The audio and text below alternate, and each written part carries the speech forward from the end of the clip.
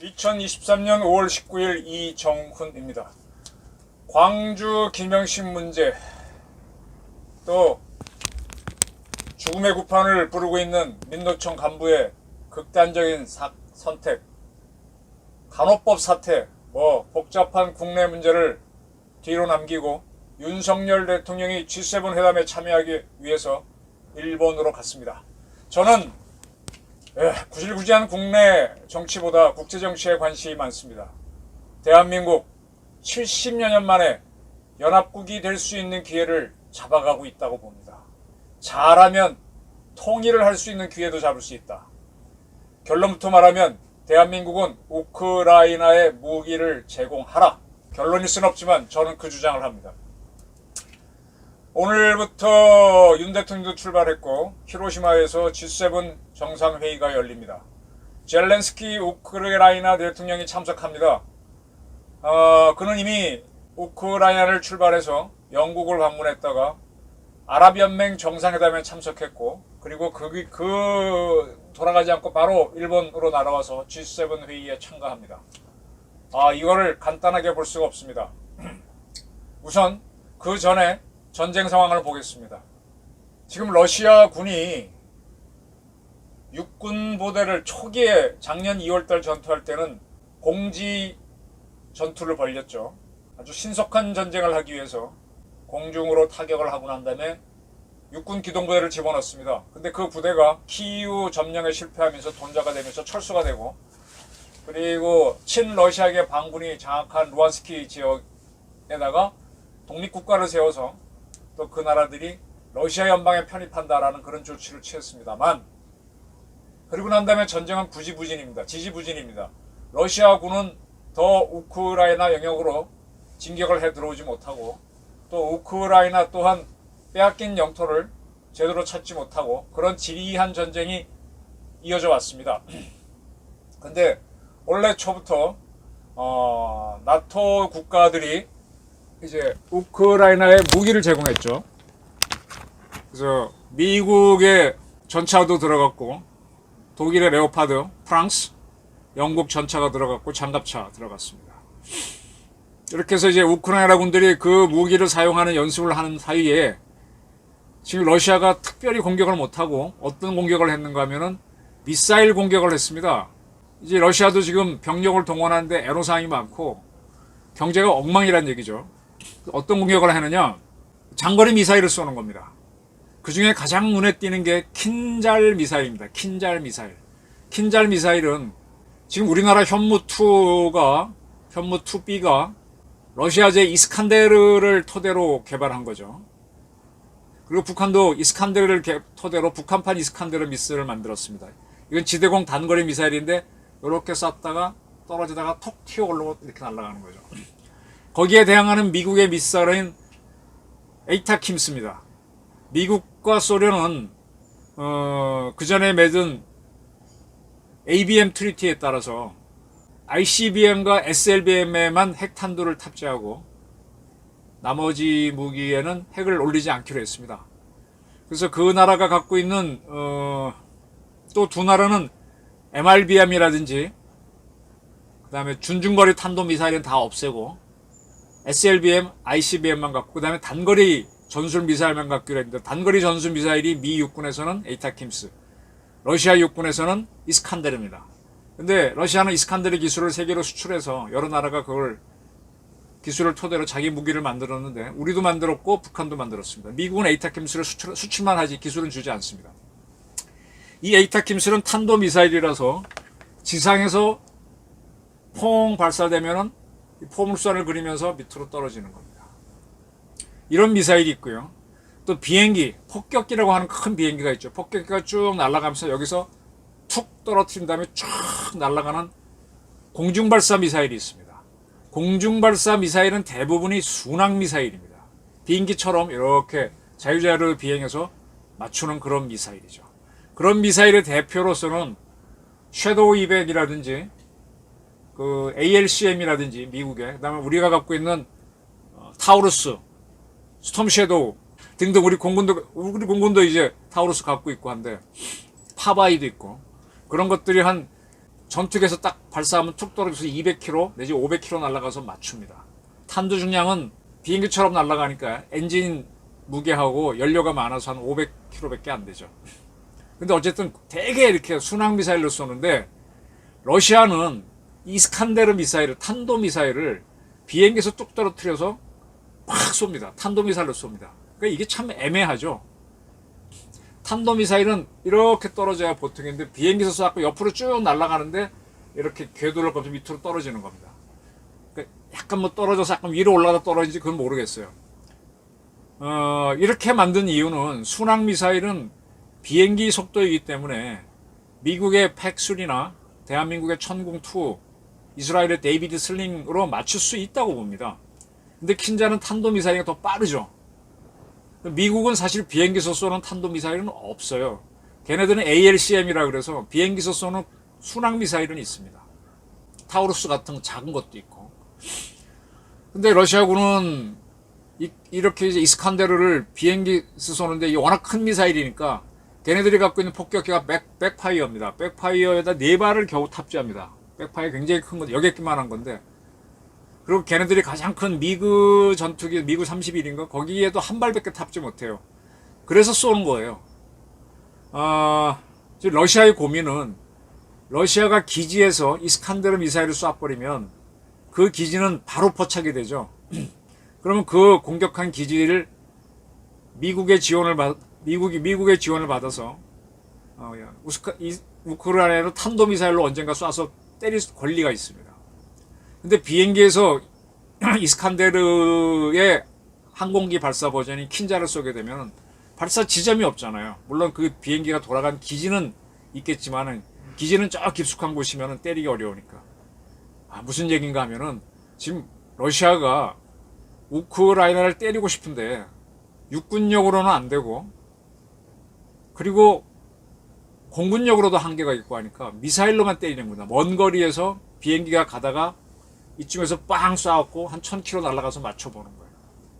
30발을 쐈는데 29발을 미국제 팩3로 다 막아버렸습니다. 이게 러시아의 비극입니다. 러시아가 공격할 수단이 마땅치가 않아요. 이 킨잘 미사일은 비행기에서 쏘는 미사일이기 때문에 매우 빨라서 순항 미사일로 본다 그러면 극초음속 순항 미사일인데 이거조차도 미군이 제공한 팩3로 막아버렸어요. 한 발만 못 막았다는데 이건 아마 위험하지 않은데 떨어졌기 때문에 맞출 필요가 없었기 때문일 겁니다. 그러면 지금 러시아는 지금 방어 수단이 공격 수단이 거의 없다는 얘기거든요. 자기네가 옛날에 점령한 크림반다하고 루안스키 지역을 그대로 자기네 영토에 편입시켰으니까 그대로 굳혀서 전쟁 끝내자 이러는 것 같아요. 그래서 중국을 동원해서 니들이 좀 중재해야 하기 위해서 중국이 그토록 원하는 대한민국 동쪽 바다, 동해로 나오는 항구로 나올 수 있는 길, 블라디보스톡을 열어줬습니다. 이렇게 하여간 온갖 짓들을 하고 있는데 이 젤렌스키가 G7 회담에 참여합니다. 이게 굉장히 중요합니다. 왜 중요하느냐? 이 G7 세계에서 가장 잘 사는 서방 국가 7나라 플러스 한국, 호주 아주 그 다음 랭킹 뭐 G8, 9, 10 되는 나라들이 한 10나라가 모여서 이 러시아를 어쩔 것인가를 협의를 합니다. 이거는요. 그리고 지금 같은 날 오늘 시진핑은 중국은 중앙아시아 5개 나라하고 정상회담을 합니다. 지금 세계는 이렇게 보시면 제일 쉬울 겁니다. 2차 대전 때 유럽에서는 독일이 전쟁을 일으키고 아시아에서는 일본이 전쟁을 일으켰습니다.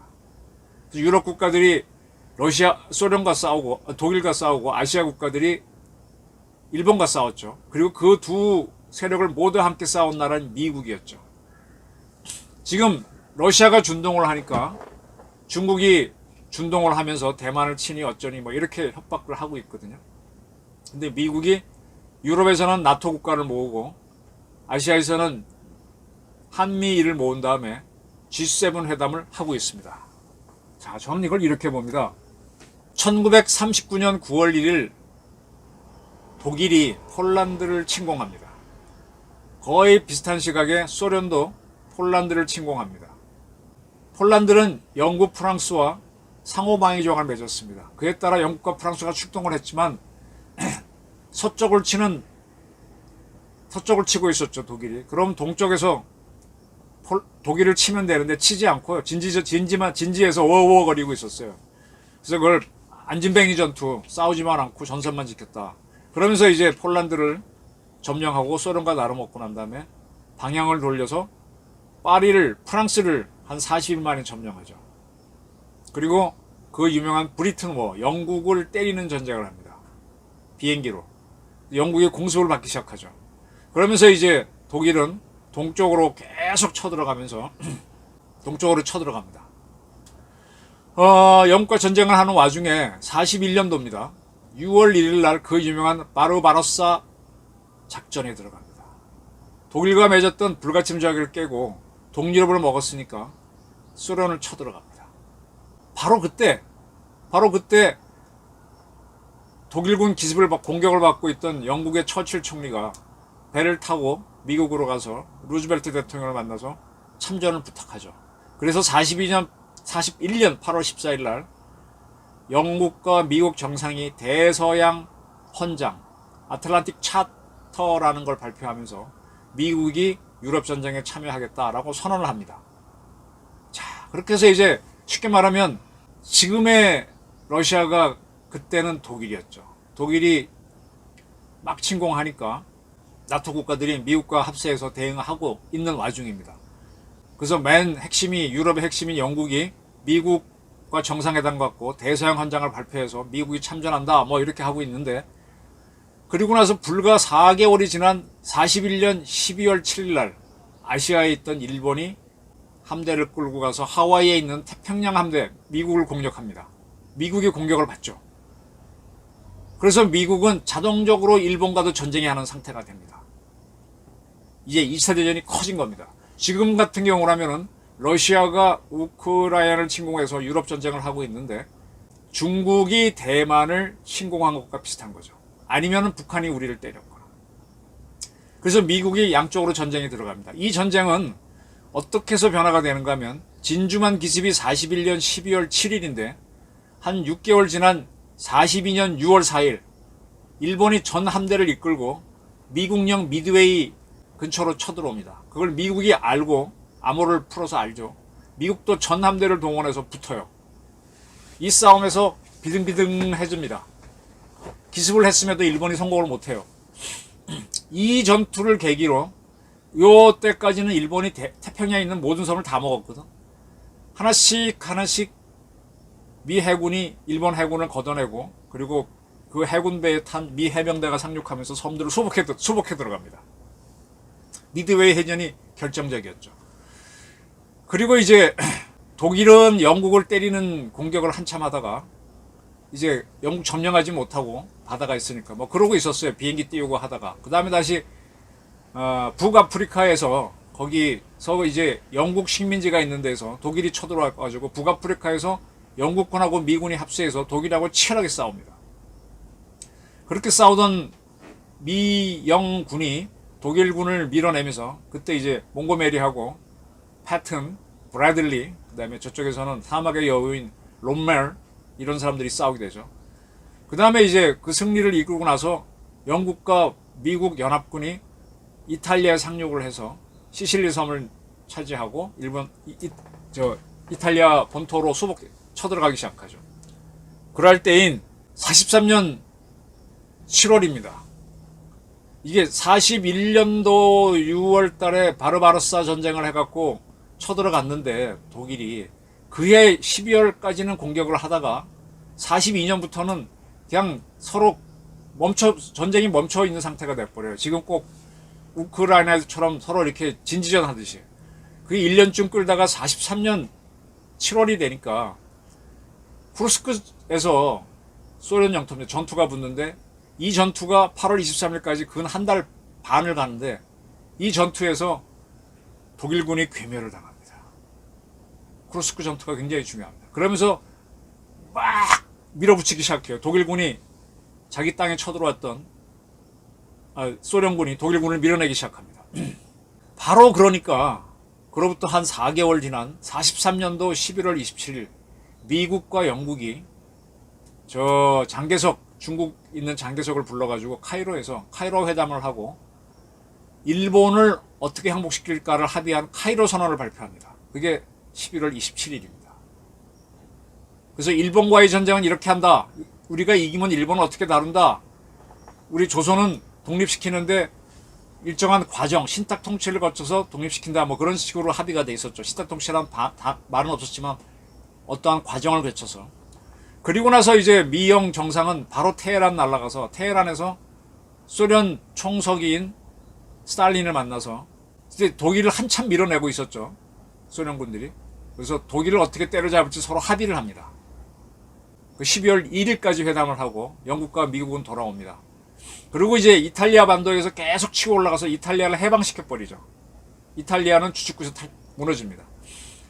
그리고 나서 이렇게 지켜보고 있다가 소련이 좀 더 독일을 밀어낸 44년도 6월 1일 날 드디어 미영연합군이 영국을 출발해서 프랑스의 노르망디에 상륙하는 노르망디 상륙작전을 피면서 프랑스를 해방시키죠.